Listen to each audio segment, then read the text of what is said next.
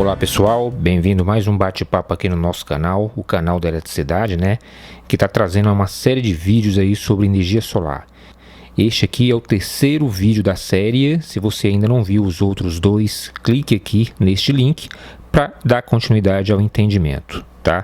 Conforme prometido no vídeo anterior, hoje nós vamos tratar especificamente sobre o dimensionamento do sistema fotovoltaico on-grid, aquele conectado à rede elétrica, tá? E isso baseado na sua conta de energia elétrica. Se você tiver interesse em aprender, pega lá rapidinho a sua conta de energia elétrica, uma calculadora, e baseado na sua conta de energia elétrica e também na irradiação solar do plano horizontal da sua cidade, por isso que é importante a gente ver os vídeos anteriores, tá? A gente vai dimensionar o sistema para saber quantos painéis necessitarão no arranjo, além da potência do inversor e também aí o payback, ou seja, o retorno simples deste investimento, além do preço dessa solução, mão de obra e tudo sobre isso, né? Basicamente, as informações que eu preciso saber aqui na conta, tá? É o consumo mensal, nesse caso aqui 327 kWh, tá? E o valor que eu paguei por isso, R$ 242,35, tá? Isso aqui é importante para a gente saber qual é o custo por quilowatt, para a gente depois comparar isso aí com o preço da energia solar. Então o cálculo é muito simples, mais simples do que vocês possam imaginar. Porém, tem um detalhe aqui que eu preciso.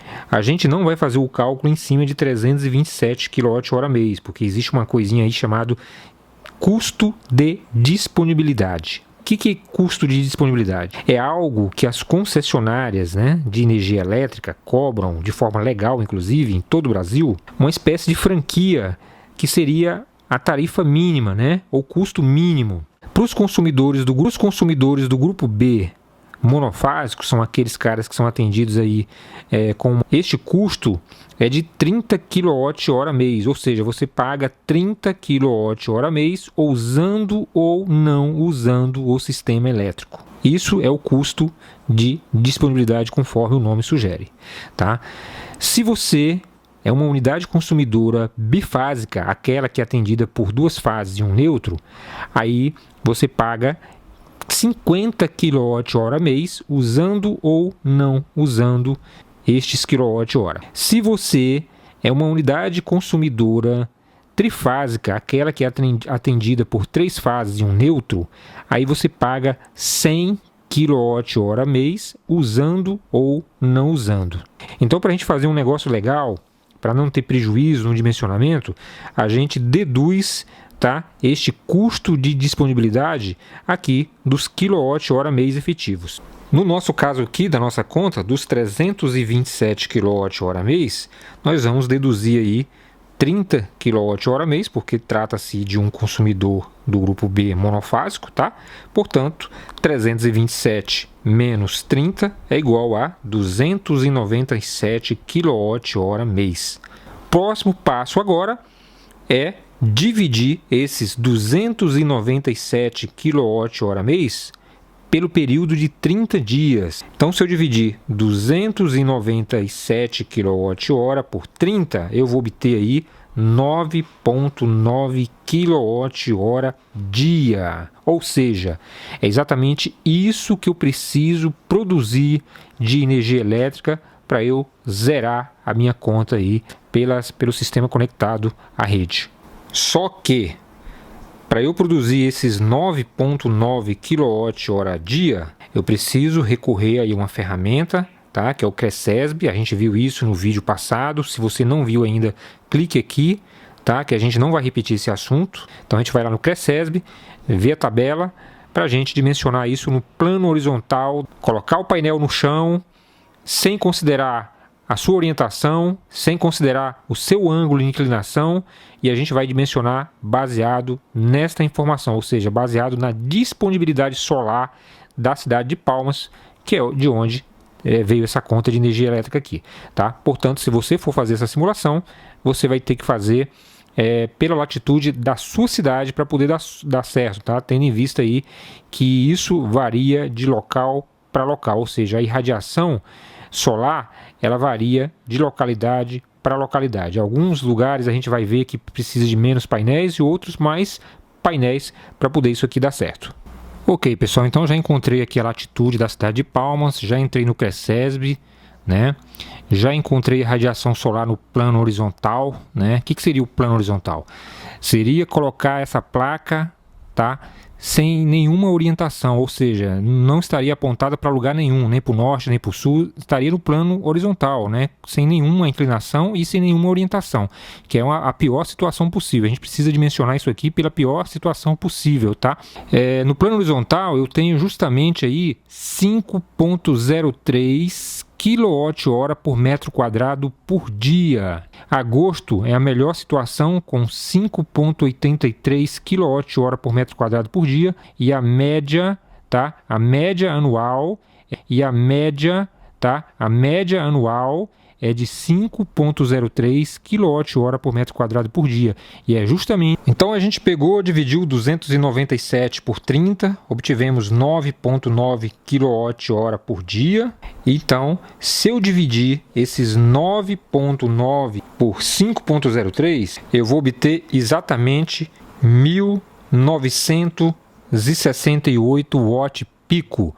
Arredondando aí, eu vou precisar então de um arranjo fotovoltaico de 2 kW pico, tá? Para produzir esta energia necessária aí para concorrer com a concessionária de energia elétrica, beleza?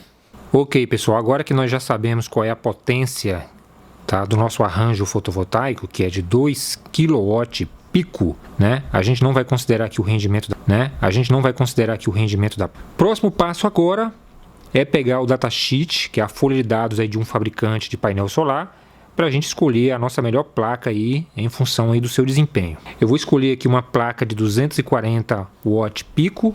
Então, nós vamos descobrir agora quantas dessas placas o nosso arranjo precisa ter. Eu só vou ter que dividir então 2.000 por 240 watt pico, que vai dar exatamente 8,3 placas. Como eu não posso fracionar uma placa, eu preciso arredondar isso para cima. Então, 9 painéis solares de 240 watt pico é o que nós vamos precisar para construir aqui o nosso arranjo fotovoltaico. Ok, pessoal, então como eu tive que arredondar para cima, né, então se eu multiplicar 9 por 240, aí eu vou ter 2.160 watt pico. Aí eu preciso dimensionar um inversor, tá, com potência maior do que 2 kW. Aí eu vou escolher esse cara aqui, tá? Esse Fronius aqui de 2,5 kW, né? Que tem uma entrega máxima na sua saída aí de 2.650 watts.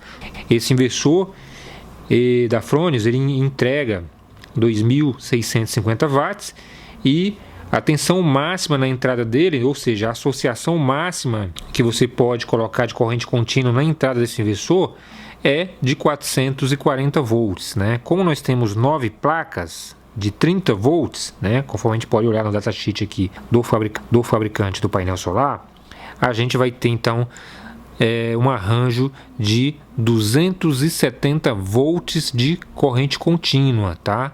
Então, esse inversor aí da Fronius, ele vai em 220 volts, tá? Que é a nominal da rede aqui. Você tem que escolher o seu inversor baseado na tensão nominal aí da sua região, tá? 110 ou 220 volts. Como em Palmas é 220, então esse cara vai me fornecer 220 volts aí na sua saída, baseado aí nessas placas, né, que eu vou colocar na sua entrada, ou seja, uma associação aí de 9 placas com tensão nominal aí de 30 volts cada uma, né, que vai me dar então 270 volts, beleza? Pessoal, se a gente der uma olhada aqui no datasheet deste fabricante aqui, que é um dos maiores fabricantes de painéis solares do mundo, né, já tendo comercializado mais de 60 milhões de painéis em todo o mundo, a gente vai ver aqui algumas coisas interessantes. Por exemplo, aqui nessa coluna a gente vai ver aqui que a nossa placa, que nós escolhemos aí para fazer o nosso dimensionamento, ela tem 240 watts pico. A eficiência do módulo é de 14,7%. Muita gente não sabe, mas essas placas, pessoal, elas não entregam 100% da sua potência, ou seja, ela não consegue converter dentro daquele range lá de 1.000 watts por metro quadrado, que é a irradiação aí solar abaixo da atmosfera terrestre, né, ela só consegue converter 14,7% disso aí. A tensão nominal dessa placa é de 30 volts, a corrente que ela fornece é de 8,08 amperes, a tensão de circuito aberto é de 37,9 volts. Circuito aberto, pessoal, é quando você não tem nenhuma carga, né? Nenhuma carga ligada na placa, né? Ou seja, tensão de circuito aberto, como o próprio nome diz, circuito aberto. Então, se você colocar lá um voltímetro de corrente contínua nos terminais dessa placa, sem estar conectado em nenhuma carga, você vai obter exatamente aí 37,9 volts, desde que você tenha irradiação direta em cima dessa placa, beleza? E a corrente de curto-circuito dessa placa aí é de 8,61 amperes, tá? Essa placa ela tem uma dimensão de 1.650 milímetros por 990 milímetros. Essa informação é muito útil para a gente saber qual é o tamanho do arranjo, ou seja, quanto de telhado útil, né, ou quanto de área útil eu preciso para eu instalar esses painéis, tá ok? Ok, pessoal, agora que a gente já sabe quantos painéis o nosso arranjo vai precisar, sabemos qual é a potência do inversor, então a pergunta que não quer calar: quanto vai custar o sistema inteiro? Quanto vai custar a instalação disso aí?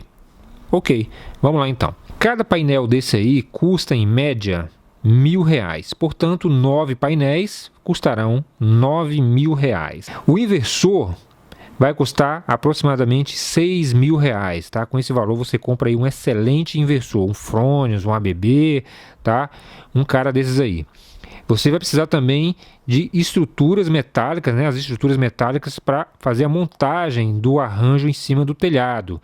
Aí você vai gastar aí cerca de R$2.500, tá? Material de primeira linha, né? Tudo aqui é primeira linha, tá? E você vai gastar também cerca de R$1.000 aí com cabos, condutores, disjuntores, quadros de distribuição, etc. Tá? Toda a parte de proteção elétrica você vai gastar mais ou menos aí uns R$1.000, totalizando aí R$18.500. Só que tem a instalação, o preço da mão de obra aí da instalação e do despacho junto à concessionária de energia elétrica, tá? Os profissionais cobram em média 30% do valor do material. Então esse valor sobe lá para R$24.000, o que nos dá uma média aí de R$12 por cada watt instalado, beleza?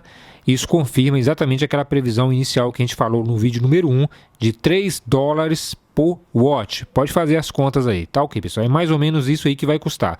$3 por cada watt pico de painel, beleza?